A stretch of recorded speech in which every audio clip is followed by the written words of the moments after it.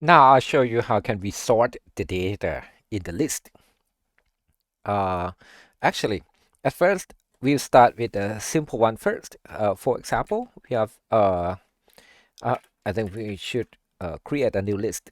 Like I will use random dot random, but random from 100 0 to 100, less than 100, and change it to integer for I in range 20.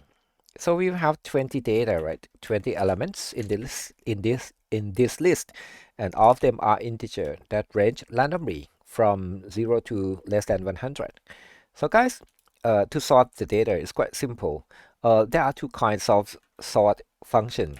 At first, if you want to sort it like and don't want to change the original data, you can use function sorted. So this one is the data, and here the original data will be like same as it it was constructed. So if you sort it, the original one will be still same. And if you use this function dot sort, it won't return anything here. Can you see? But the original data is already sorted. So the original data is gone. The one that you store is like the one that you keep is the one that's sorted. So it depends on your function that which one do you want. Sorted will return a new list that is sorted. Okay, and the original will be same, not change. But if you use data sort, the original data is change. Okay, and the default one will be sort from low to high. Sort ascendingly. If you want to sort from high to low or descendingly, you have to use this keyword. Reverse is true. So if you use the keyword reverse is true, it will be like this. So the data will be sorted from high to low, descendingly. Okay. So guys, this is the way that you can sort the data. But sometimes you have to sort the list of the list, the list of list. Like for example, if your data is like a list of coordinate x, y, for example, the first point is x is 1 and y is 2. The second one is in 2, 3. And the third one is 2, 4. 2, 4. The fourth one is like 5, 7.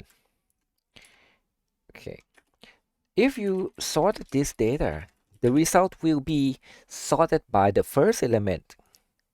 The first element first, and then if the first element are equal, for example like this, the second element will be used as a key to sort it. So you compare x 1 and 1 first, and when you found that this is equal, so you have to compare the second one.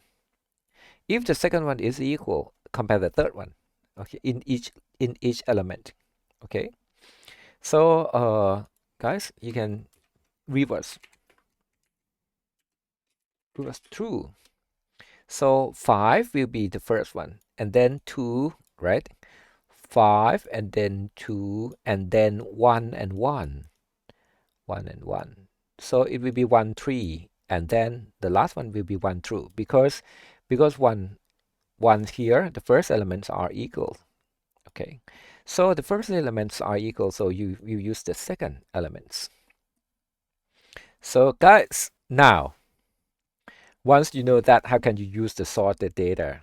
Guys, I would like to know the scores sorted by sorted descendingly from high to low. So I'd like to use this one. I'd like to use this one. We can grab the code from here, but I'll make it like a little bit smaller. Like we will use just only the sum of all scores. So this one is the scores sorted by sort the scores not sorted yet, right? It is a list of score. But if you want them to be sorted, you can put sorted here. And you can see now your score is already sorted, right? Okay, so this is from high to low already, right? Oh, sorry, from low to high already, the default one. If you want to sort it from high to low, use reverse to be true. So the first element will be the highest one here. So look at this.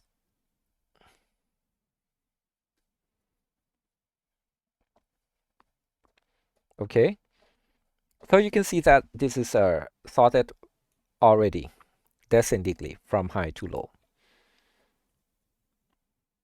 Okay, so what happened if you sort the list of lists? Look at this.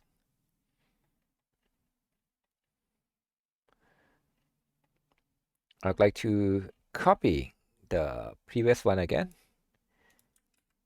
This one will be the I can sum score data, sum scores. This one. If you want to show it just only the first 10 elements, you can use this slicing, right? From start to 10, that is from 0 to 9. So you see that this is your score, right? This is the ID and this is the score. But the one that you've known before is if you want to sort the list of lists, if this one is a list, it will be sorted by the first element. So you have to swap the score into this place, the first element, and move the ID to the second element. So guys, you have to swap it. So how can we swap the data? Look at this. I can use the list comprehension again. Guys, look at this. For element in some scores. For element in some score, I will create a list of element because each element is a list, right? I swap the first one first, and then I swap the second one index by 1 first, and then the first element. So let's take a look at this result. Can you see? Now the score swap already. The score and ID are swap already. So guys, if I sort it from high to low, reverse is true. This is the result. So you will know the ID of the student who get very high score. Also, okay.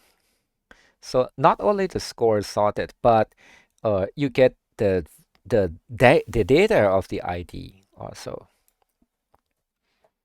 Okay, so I hope that you can get the idea how can you work with the sort function and sorted function. Okay, so I hope that you can use the sort function as you want, and of course this is very useful function.